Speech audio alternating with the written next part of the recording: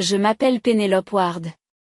J'ai 35 ans et le soir où ma famille m'a enfin regardé comme si je comptais, c'est le même soir où elle avait déjà décidé que je ne valais pas la peine d'être présente. Quelques heures avant la cérémonie, j'ai regardé le chat de notre groupe familial, le pouce au-dessus de l'écran, en me disant de ne pas trop réfléchir, de ne pas trop lire dans le silence, de ne pas vouloir cela à tout prix. J'ai tapé, ce soir est un grand soir pour moi. Je reçois un prix important à Washington. J'aimerais vraiment que vous veniez tous. Pendant un instant, je me suis laissé aller à croire que cette fois-ci serait peut-être différente. Peut-être que cette fois-ci, il comprendrait que ce que j'avais construit, ce que j'avais sacrifié, ce pourquoi j'avais passé des années à me battre était réel. Puis la première réponse est arrivée. Rapide et assez tranchante pour me transpercer. Ma sœur a dit qu'il n'avait pas de temps à perdre avec mon prix stupide et insignifiant. Mon père a répondu par un pouce levé, comme si cela réglait tout. Et ma mère a suivi avec un message disant qu'il préférait passer la soirée ensemble autour d'un dîner familial chaleureux. J'ai lu les 3 messages sans sourciller, sans colère, sans argument, sans supplication. J'ai simplement répondu, compris. Ce seul mot était la chose la plus calme que je leur avais jamais envoyée. D'une certaine manière, il portait le poids de toutes les déceptions qui l'avaient précédé. Ce qu'ils ne savaient pas, c'est que plus tard dans la soirée, alors qu'ils étaient confortablement assis à table, le pays entendrait mon nom, les caméras trouveraient mon visage. Et la même famille qui avait rejeté mon plus grand moment le regarderait se dérouler à la télévision nationale dans le silence le plus complet. Et si vous avez déjà été traité comme la personne la moins importante dans votre propre maison, vous savez déjà que cette histoire ne commence pas vraiment à cette table de dîner. Elle a commencé des années plus tôt, dans une famille où l'on attendait toujours de moi que je réussisse discrètement et que je disparaisse tout aussi discrètement par la suite. J. Et grandi à Carmel, dans l'Indiana, dans une maison où tout ce qui était brillant semblait tourner autour de ma sœur aînée. Elle était facile à célébrer, le genre de fille que les gens remarquaient dès qu'elle entrait dans une pièce. Elle était belle, sans effort, prête à être filmée, confiante, drôle quand elle le voulait, et toujours entourée d'une attention qui semblait la suivre comme un parfum. Mes parents nous aimaient tous les deux, du moins au sens technique du terme. Mais l'amour au sein d'une famille n'arrive pas toujours en proportion égale, et les enfants le savent bien avant que les adultes ne soient prêts à l'admettre. Dans notre maison, Sabrina était l'histoire, et j'étais généralement l'accessoire utile. Si un professeur faisait l'éloge de mes notes, mes parents souriaient et disaient qu'ils étaient fiers. Puis, d'une manière ou d'une autre, la conversation revenait sur la vie sociale de Sabrina, ses projets, ses tenues, sa dernière obsession. Si je gagnais quelque chose à l'école, c'était traité comme un petit détail. Et si elle était invitée quelque part, c'était l'événement de la semaine. J'ai appris très tôt qu'il y avait une différence entre être aimée et être vue, et je n'étais pas celle que les gens regardaient vraiment. Pendant que les autres filles de mon âge accrochaient des posters sur leur mur, j'apprenais à coder sur un vieil ordinateur portable que j'avais acheté avec l'argent du babysitting. J'aimais la logique de la chose. La façon dont les ordinateurs ne se souciaient pas de savoir si vous étiez charmante, bruyante ou facile à aimer. Soit quelque chose fonctionnait, soit ce n'était pas le cas. J'ai créé une petite application d'emploi du temps pour les lycéens avant d'être en âge de conduire. Lorsqu'elle a commencé à être téléchargée par les enfants du district scolaire, je me souviens avoir descendu mon ordinateur portable avec une excitation ridicule dans la poitrine, en pensant que ce serait peut-être enfin la chose qui attirerait l'attention de ma famille. Et ma mère a à peine levé les yeux, car elle aidait Sabrina à se préparer pour une séance photo. Mon père a dit, « C'est bien, chérie », sans poser la moindre question. Et ma sœur a ri et a dit, « Il faut vraiment que tu arrêtes de faire comme si tes petits projets informatiques changeaient le monde. » Tout le monde a gloussé comme si elle avait fait une blague inoffensive, et je suis restée là, souriante, avec mon ordinateur portable dans les mains. Comme une idiote, jusqu'à ce que je le ramène enfin à l'étage. Ce genre de choses se produisait si souvent qu'elle cessait d'être surprenante et commençait à sembler normale. J'étais celle qui réparait le Wi-Fi lorsqu'il tombait en panne, celle que les professeurs qualifiaient de responsable, celle que les voisins décrivaient comme mature, celle en qui les adultes avaient confiance, mais rien de tout cela n'était excitant, c'était une question de commodité. On m'appréciait comme on apprécie un détecteur de fumée. Tranquillement. Brièvement. Surtout quand quelque chose ne va pas. Lorsque j'ai été admis à Stanford avec une bourse qui aurait dû changer l'énergie de toute la maison, la première réaction de ma mère a été de demander si le déménagement allait interférer avec l'événement de marque de Sabrina ce week-end-là, parce qu'elle voulait des photos de famille avant que je parte. Ce soir-là, au dîner. Nous avons passé plus de temps à parler du voyage sponsorisé de Sabrina à Miami que du fait que je venais de saisir l'une des plus grandes opportunités de ma vie. Je me souviens d'être restée assise là, à couper du poulet trop cuit, à les écouter préparer ses tenues, et à sentir quelque chose en moi devenir très calme. Pas brisé. Pas dramatique. Immobile. C'est ce soir-là que j'ai commencé à comprendre que si je voulais une vie qui me ressemble, je devais la construire loin des gens qui avaient déjà décidé du rôle que j'étais autorisée à jouer. J'ai donc quitté l'Indiana avec 2 valises, une bourse d'études et le genre d'ambition qui ne grandit que chez les personnes qui ont passé des années à être sous-estimées dans leur propre foyer. Stanford m'a semblé être le premier endroit de ma vie où je n'avais pas à me rapetisser pour que les autres se sentent à l'aise. Pour la première fois. Les gens ne se moquaient pas de moi parce que j'étais sérieuse. Le fait d'être obsédée par la résolution de problèmes n'était pas considéré comme un étrange défaut de personnalité. C'était utile. C'était respecté. J'ai étudié l'ingénierie informatique et les systèmes de données, et j'ai travaillé plus dur que je ne l'avais jamais fait dans ma vie, non pas parce que quelqu'un me poussait, mais parce que je comprenais enfin ce que cela faisait d'être dans un endroit où l'effort pouvait réellement se transformer en élan. Alors que d'autres étudiants se rendaient à des matchs de football et partaient en voyage le week-end, je passais de longues nuits dans des laboratoires informatiques à effectuer des simulations, à nettoyer des données, à réparer des modèles défectueux et à apprendre des choses qui ne faisaient même pas encore partie de mes cours. J'ai fait des stages. J'ai rejoint des équipes de recherche et j'ai très vite appris que le monde extérieur à ma famille était rempli de gens qui n'avaient pas besoin que je sois charmant pour me prendre au sérieux. Ils avaient juste besoin que je sois bon. Et je l'ai été. Après avoir obtenu mon diplôme, j'ai déménagé à Denver et j'ai trouvé un emploi dans le domaine de l'analyse des transports, ce qui semble ennuyeux jusqu'à ce que vous réalisiez combien de vies dépendent du bon fonctionnement des routes. Et la plupart des gens ne pensent au système de circulation que lorsque quelque chose ne va pas, lorsqu'une autoroute se bloque pendant une évacuation, lorsqu'une tempête frappe plus vite que prévu, lorsqu'une mauvaise décision transforme une sauvegarde en catastrophe. J'ai pensé à ces choses tout le temps. Quelques années plus tard, j'ai participé au lancement d'une entreprise spécialisée dans le routage prédictif des urgences. Et ce travail est devenu le centre de toute ma vie. Nous avons créé une plateforme capable de combiner les flux de circulation en direct, les conditions météorologiques, les rapports sur les fermetures de routes et les alertes d'urgence suffisamment rapidement pour aider les villes à éloigner les gens du danger avant que la panique n'aggrave la situation. Ce n'était pas un travail tape à accent grave l'œil. Ce n'était pas le genre de choses qui s'intègrent parfaitement dans une jolie légende de médias social. Mais c'était important. Lors d'une inondation majeure dans le Midwest, notre système a aidé les équipes des comtés à éloigner les conducteurs des tronçons d'autoroute dangereux avant que les conditions ne deviennent mortelles. Au cours d'un hiver, après un risque de carambolage sur une grande autoroute, nos alertes ont contribué à réduire les embouteillages dans les zones que les premiers intervenants tentaient de dégager. Plus le système s'est amélioré, plus les agences ont commencé à y prêter attention. Plus les gens y prêtaient attention, plus ma vie se transformait en un flou de café à l'aéroport, d'appels nocturnes, de textos sans réponse et de travail qui me suivaient dans toutes les pièces où j'entrais. Et pourtant, pour des raisons que j'aurais probablement dû oublier des années plus tôt, j'ai continué à essayer de partager des morceaux de cette histoire avec ma famille. J'y téléphonais à la maison pour expliquer que notre programme pilote venait de s'étendre, qu'un bureau des transports de l'État souhaitait un déploiement plus important, que notre équipe avait passé des semaines à aider les planificateurs d'urgence à tester les itinéraires avant la saison des tempêtes. Ma mère disait que cela avait l'air stressant et me demandait si je mangeais suffisamment. Mon père faisait un commentaire distrait sur le fait qu'il était fier de moi, puis détournait la conversation vers quelque chose que Sabrina avait posté en ligne. Ma sœur, qui vivait alors à Chicago et traitait sa vie comme une campagne permanente sur le style de vie, riait et disait des choses comme « Je suis sûre que c'est important, mais honnêtement, je n'ai aucune idée de ce dont tu parles. » Puis elle se lançait dans une histoire à propos d'un événement sur un toit, d'un partenariat avec un hôtel, d'un photographe, d'une marque de vin, d'une nouvelle version d'une vie qui semblait belle sur les photos et qui, d'une manière ou d'une autre, semblait toujours plus intéressante pour mes parents que tout ce que j'avais mis des mois à construire. Je me souviens d'un appel en particulier. Après une longue semaine où j'étais suffisamment épuisée pour être honnête. Je leur ai dit que notre système avait contribué à faciliter le réacheminement d'une évacuation lors d'une violente tempête.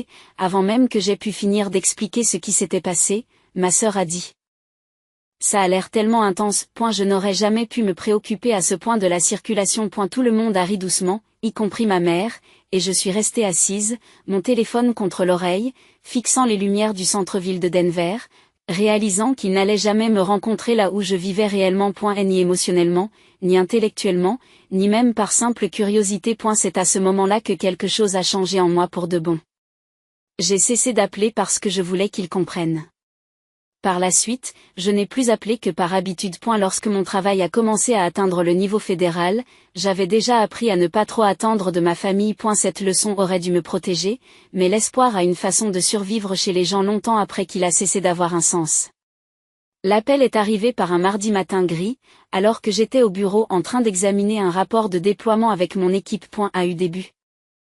J'ai pensé qu'il s'agissait d'une autre demande des médias ou peut-être d'un problème de calendrier, mais dès que j'ai entendu la voix à l'autre bout du fil se présenter depuis Washington, tout ce qui m'entourait est devenu silencieux. Elle m'a dit que j'avais été sélectionnée pour recevoir la médaille nationale de la technologie et de l'innovation pour mon travail dans le domaine des systèmes de sécurité publique, pour avoir contribué à la mise au point d'une technologie qui offrait aux équipes d'urgence et aux conducteurs ordinaires de meilleures chances dans les moments où chaque seconde comptait. Pendant quelques secondes, je n'ai pas pu parler. Je suis restée là, une main appuyée sur la table de conférence, à l'écouter expliquer les détails de la cérémonie, le programme des déplacements, le protocole, la notification officielle qui serait envoyée par courrier électronique. Lorsque j'ai finalement raccroché, mon équipe a compris à mon visage que quelque chose d'énorme venait de se produire. La salle a explosé avant même que j'aie pu prononcer les mots. Les gens me prenaient dans leurs bras, criaient, pleuraient, tapaient sur la table, me demandaient si j'étais sérieuse. Quelque part au milieu de tout ce bruit, j'ai senti ce mal étrange monter dans ma poitrine parce que les premières personnes à qui je voulais en parler étaient les mêmes qui avaient passé la majeure partie de ma vie à agir comme si mon travail était un bruit de fond. Pourtant, je me suis dit que c'était différent.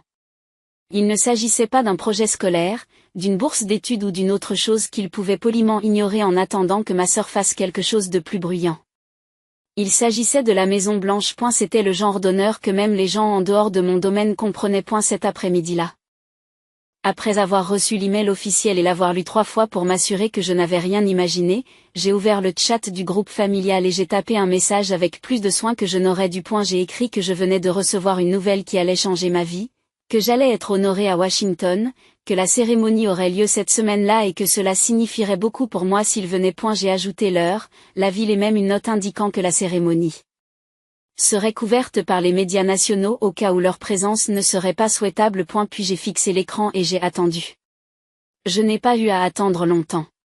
Sabrina a répondu la première, presque immédiatement, comme si elle avait préparé sa réponse avant même d'avoir fini de la lire. Elle a écrit qu'il n'avait pas de temps à consacrer à mon prix stupide et insignifiant. Et la formulation était si vive et si décontractée à la fois que, pendant une seconde, j'ai cru que j'avais mal lu. Puis mon père a réagi à son message en levant le pouce. Pas de coup de fil, pas de question. Non, tu es sérieux, juste un pouce levé, comme s'il approuvait les plans du dîner. Quelques secondes plus tard, ma mère a envoyé le dernier message. Elle a dit qu'ils préféraient passer la soirée ensemble, autour d'un dîner familial chaleureux. J'ai regardé les 3 réponses alignées sur mon écran et j'ai senti mourir le dernier petit morceau de confusion en moi. Ce n'est pas qu'ils ne comprenaient pas à quel point c'était important, c'est que la compréhension n'avait jamais été le problème. Ils n'accordaient tout simplement pas de valeur aux choses qui comptaient pour moi, à moins que quelqu'un d'autre ne leur dise de le faire. À ce moment-là, avant les caméras, avant le métal, avant les gros titres et les appels d'excuses, et toutes les choses qui sont arrivées plus tard, j'ai vu ma famille plus clairement que je ne l'avais jamais fait dans ma vie. J'ai tapé un mot en retour, j'ai compris. Puis j'ai verrouillé mon téléphone, je l'ai posé face contre terre sur mon bureau et je me suis remise au travail avec un calme si complet qu'il m'a presque effrayée. Car lorsque la déception cesse de faire mal, cela signifie généralement que quelque chose en vous est déjà passé à autre chose. A eu début, Washington ne m'a pas semblé réel, même après que la voiture a franchi les portes, même après que j'ai passé les contrôles de sécurité, même après que je me suis trouvée dans une salle remplie de personnes dont le travail avait changé des industries, sauver des vies et façonner le pays d'une manière que la plupart des Américains ne verraient jamais complètement. Une partie de moi se sentait encore comme la fille de l'Indiana qui montait les escaliers avec un vieil ordinateur portable parce que personne en bas ne s'intéressait suffisamment à elle pour la regarder. L'équipe de la Maison Blanche se déplaçait avec ce calme impeccable qui donnait à tout cela un air à la fois historique et étrangement efficace. Il y avait des répétitions, des notes de chronométrage, des poignées de main, des photographes, des plans de table et le genre de formalité tranquille qui vous fait vous asseoir un peu plus droit sans même vous en rendre compte. Je portais une robe bleu marine que mon assistante m'avait pratiquement forcé à acheter parce qu'elle disait que je devais cesser de m'habiller comme si je me rendais à une réunion d'évaluation des données. Je me souviens d'avoir lissé le tissu sur mes genoux pendant que j'attendais et que je réfléchissais. De toutes les nuits où ma famille serait finalement absente. Bien sûr, ce serait celle-là. Mon équipe était venue. Quelques fonctionnaires de l'agence avec lesquels j'avais travaillé étaient là aussi. Les personnes qui comprenaient réellement ce que ce moment signifiait me souriaient avec une chaleur authentique, mais il y avait toujours un espace vide au fond de mon esprit, là où ma famille aurait dû se trouver. Non pas parce qu'ils méritaient d'être là, mais parce que certaines blessures ne cessent pas de faire mal simplement parce que vous savez mieux.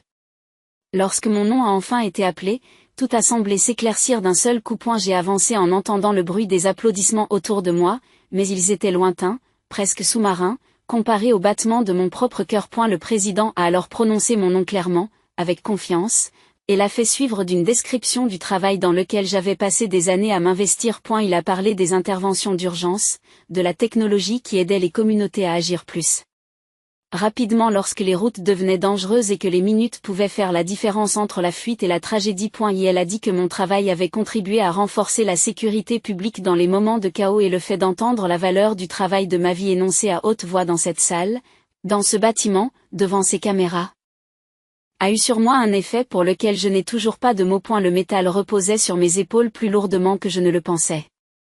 Pas physiquement, mais émotionnellement. J'avais l'impression de porter le poids de toutes les réussites ignorées, de toutes les nuits solitaires, de toutes les petites humiliations, de toutes les fois où l'on m'avait dit, par des moyens petits ou grands, que ce qui me tenait à cœur était trop technique, trop sérieux, trop invisible pour avoir de l'importance. Et pourtant, c'était là, impossible à ignorer maintenant, brillant sous les lumières de la Maison Blanche. Quelque part dans l'Indiana. Pendant que tout cela se passait, ma famille était en train de dîner exactement là où elle avait dit qu'elle serait. Et ma mère avait choisi un de ces endroits haut de gamme qu'elle aimait parce que l'éclairage était flatteur et que la carte des vins lui donnait l'impression d'être du monde. Mon père était probablement détendu pour une fois, appréciant le confort d'une table familière. Et ma sœur, sans doute, parlait avec ses mains, racontant une longue histoire à propos d'un événement à Chicago ou d'une campagne dont elle pensait qu'elle la mettrait à un autre niveau. C'est le genre de conversation pour laquelle ils ont toujours fait de la place. Le genre de vie qu'ils ont toujours compris. C'est alors que l'une des télévisions situées au-dessus du bar est passée à un journal télévisé national en provenance de Washington. Une chaîne locale de l'Indiana avait repris le signal parce qu'une femme de Carmel était honorée à la Maison Blanche ce soir-là. Le présentateur m'a présenté comme une native de l'Indiana dont la technologie avait permis d'améliorer l'acheminement des secours et la réponse de la sécurité publique dans plusieurs États. Puis l'écran s'est rempli de mon visage. Je n'ai pas vu leur réaction en temps réel, bien sûr, mais j'en ai entendu parler plus tard par plus d'une source. Ce qui m'a fait croire à chaque détail.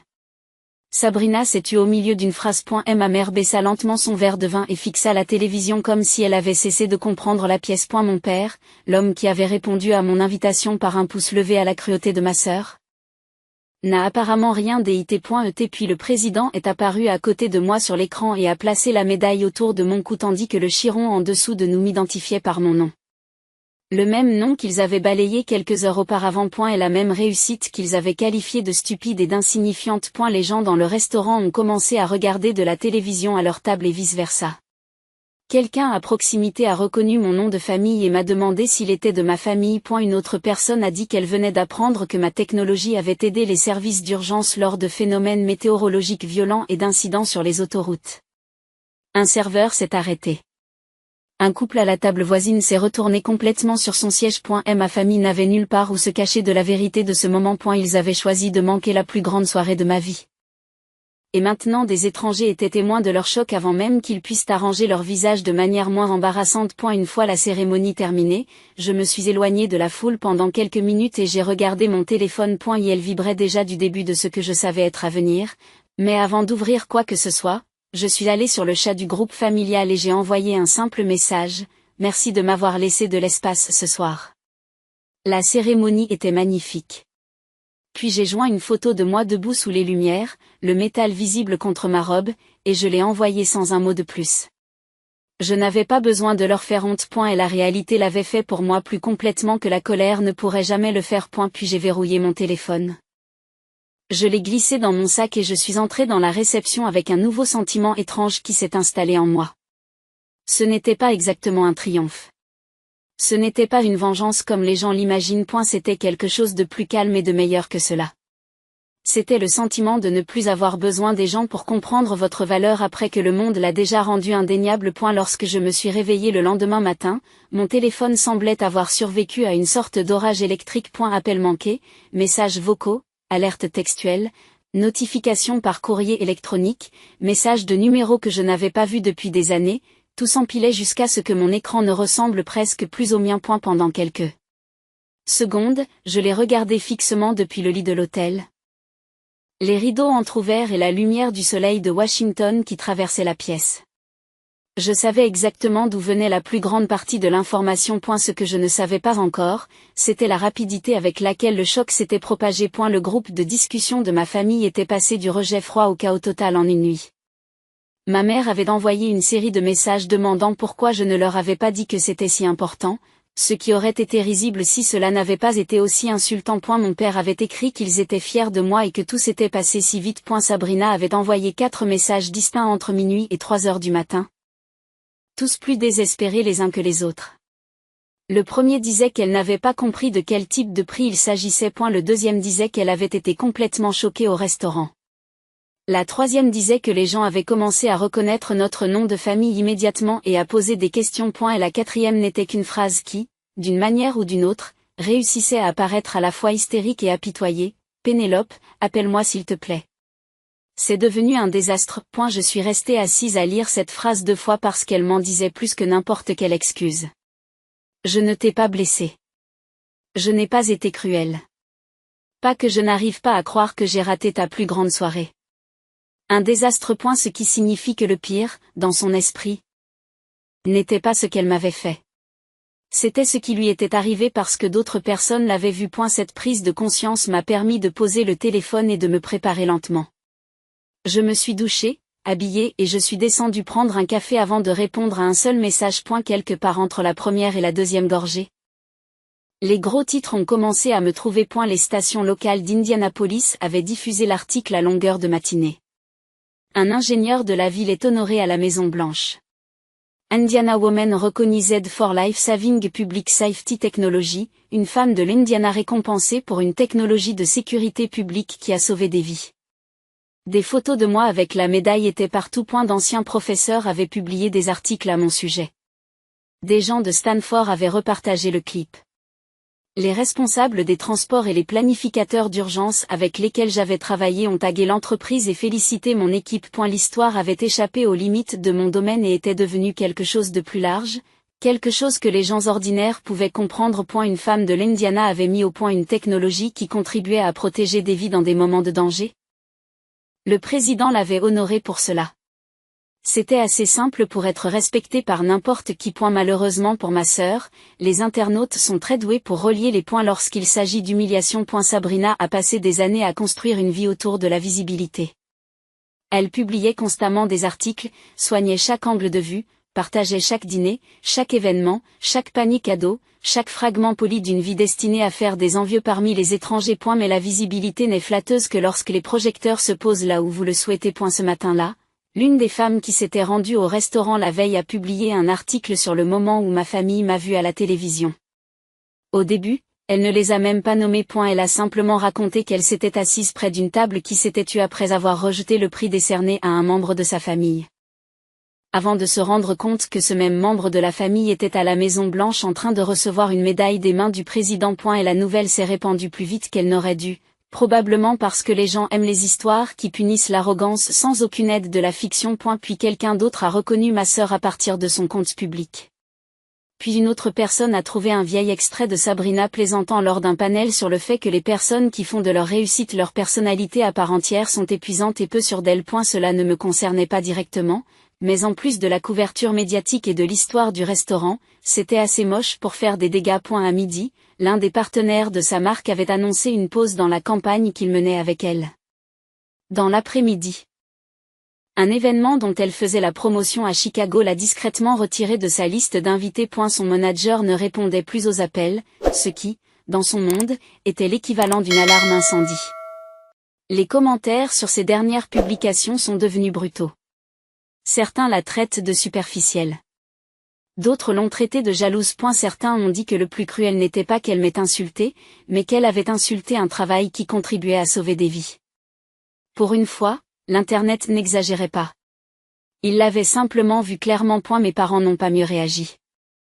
Les gens qu'ils connaissaient avaient déjà commencé à appeler. Des amis de l'église, des voisins, des membres du cercle d'affaires de mon père, des femmes avec lesquelles ma mère déjeunait et qu'elle essayait d'impressionner, tous étaient soudain pleins de questions. Pourquoi n'était-il pas à Washington? Pourquoi avait-il raté l'événement? L'avait-il su? Était-elle proche de moi maintenant?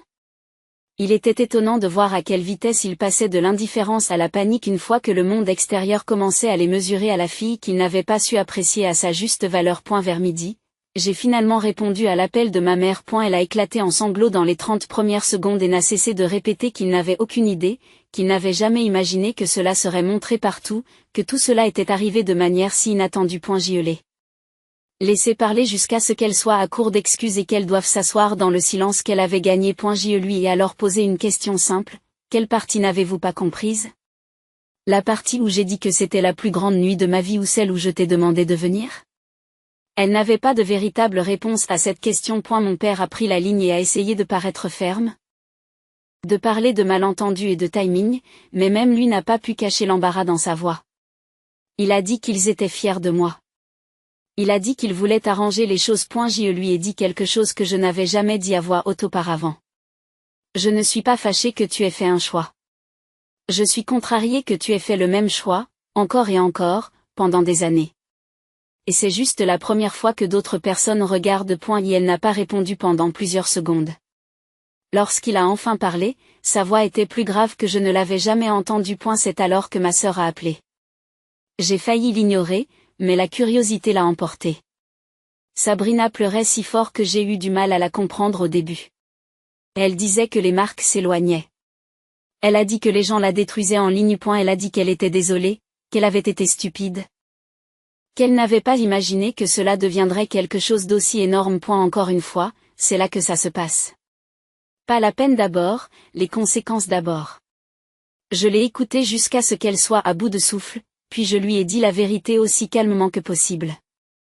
Ce n'est pas devenu énorme du jour au lendemain. Cela a toujours été le cas. Tu as juste décidé que ça n'avait pas de sens parce que ça comptait pour moi plutôt que pour toi. Elle a commencé à pleurer plus fort après ça. Le genre de pleurs que font les gens lorsqu'ils réalisent que leurs propres mots vont les suivre plus longtemps qu'ils ne le pensaient. Je ne l'ai pas réconfortée.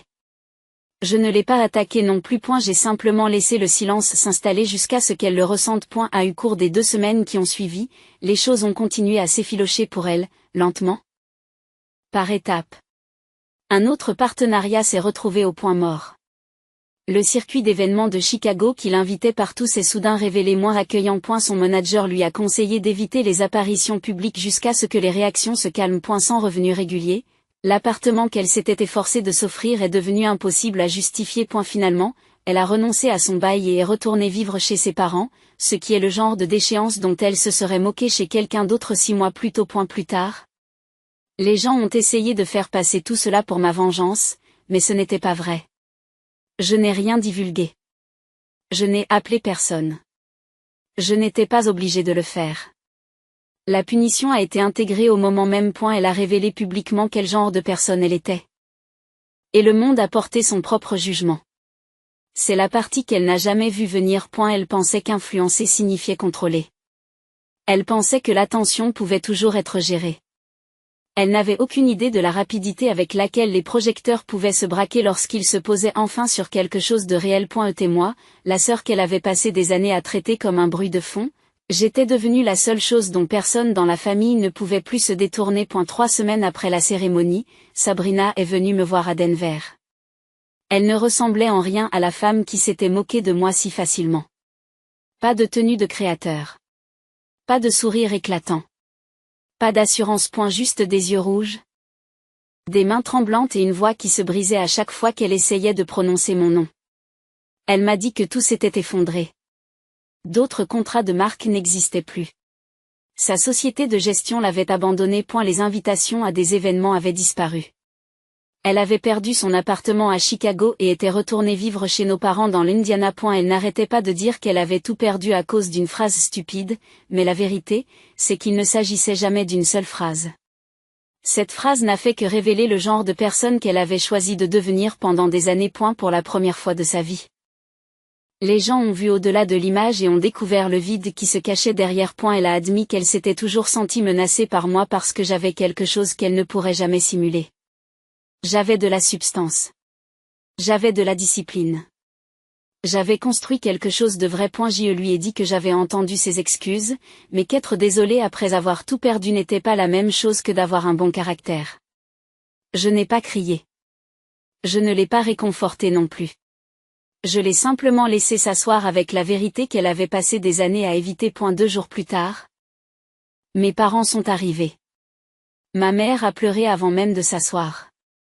Mon père avait l'air d'un homme qui avait enfin compris combien d'années il avait perdu à louer ce qui était facile et à ignorer ce qui était réel. Ils ont admis qu'ils avaient toujours choisi ce qui paraissait impressionnant à l'extérieur. Ma mère a dit qu'elle aimait ce qui était facile à célébrer. Mon père a admis qu'il m'avait exclu parce que mon monde lui donnait l'impression d'être ignorant et qu'au lieu d'apprendre, il avait choisi le confort. Ils m'ont demandé si nous pouvions recommencer à zéro. Je leur ai dit que je ne les détestais pas, mais que je ne voulais plus prétendre que le passé n'était qu'un malentendu. Ils m'avaient montré, encore et encore, où j'en étais. Ce n'est pas parce qu'ils étaient prêts à m'apprécier maintenant qu'ils avaient le droit d'accéder immédiatement à la vie que j'avais construite sans eux. À peu près à la même époque. J'ai accepté une offre pour devenir directeur de la technologie dans une entreprise nationale d'infrastructures et de systèmes d'urgence à Austin. C'était la plus grande opportunité de ma vie, avec une équipe plus importante, une mission nationale et le genre d'avenir dont j'avais rêvé seul en silence. J'ai emménagé dans une nouvelle maison, dans mon bureau, j'ai accroché 3 choses au mur. Mon diplôme de Stanford, une photo de mon équipe et la médaille de la Maison Blanche. Non pas parce que j'avais besoin d'une preuve pour quelqu'un d'autre, mais parce que je voulais me souvenir de ce qui devient possible lorsque vous cessez de demander aux mauvaises personnes de voir votre valeur. Quant à ma sœur, le prix qu'elle a payé a été bien plus lourd que l'embarras. L'Internet a évolué. Mais pas son secteur d'activité. Son nom était désormais associé au moment où elle s'était moquée d'un travail qui avait permis de sauver des vies. Les marques sérieuses ne voulaient pas la toucher. Ses vidéos d'excuses ont échoué.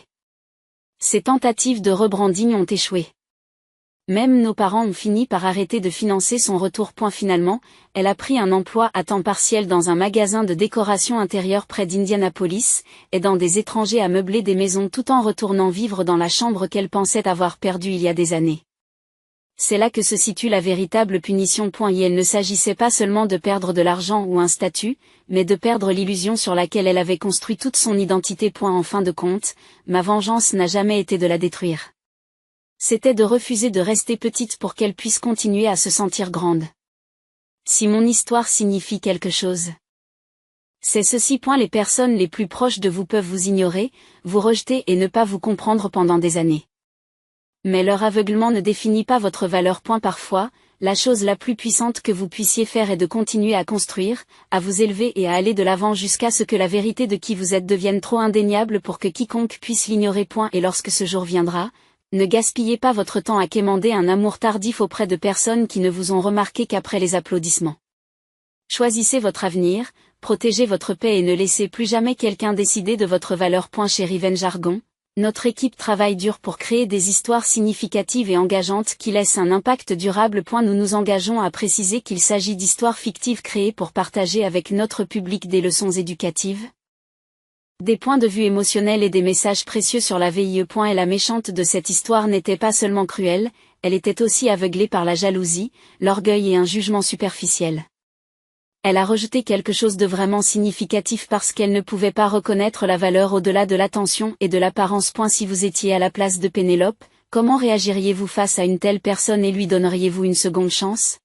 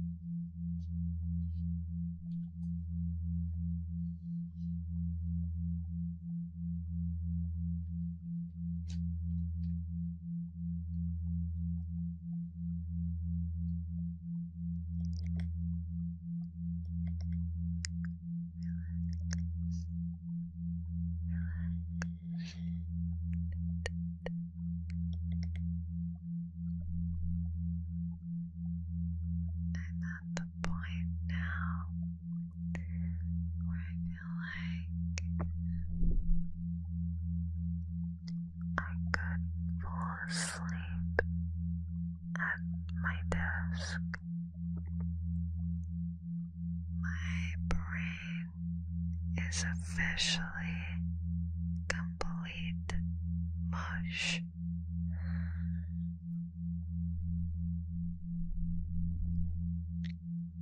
Is your brain complete mush?